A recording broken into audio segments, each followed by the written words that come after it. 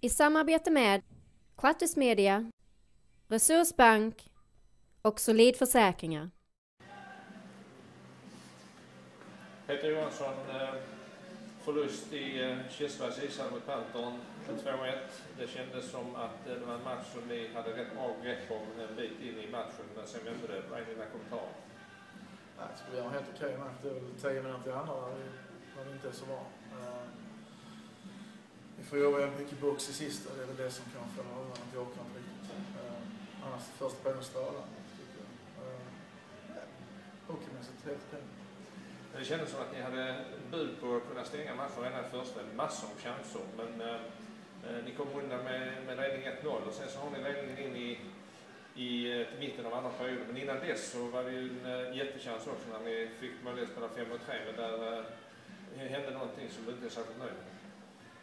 Nej, vi fick inte någon chans att spela 5-3, men en liten, jag vet inte vad det var, 10-15 sekunder där vi får en interferensutvisning där du måste ha fel zon helt enkelt.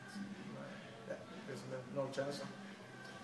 Okej, sen så gör de 1-1 och det kändes som att det var inte en chans som de skapade utan det var något som hände i lagets på backsidan där som gjorde att de fick göra det med lite väl enkelt. Och sen efter det fick de mycket energi, men ni vinner ändå skottet med hela 16-7 i andra perioden. Vad var det som gjorde att ni inte kunde stänga matchen? Ja, vi gjort med chanserna så det är väl målskyttet. Sen är det så, det är inga stora misstag, det är väl något misstag, det blir det så. Målen gör sig också, det är när de andra misstag. Så vi får gå hem och jobba och se till så att vi gör med på våra chanser. Okej, tack så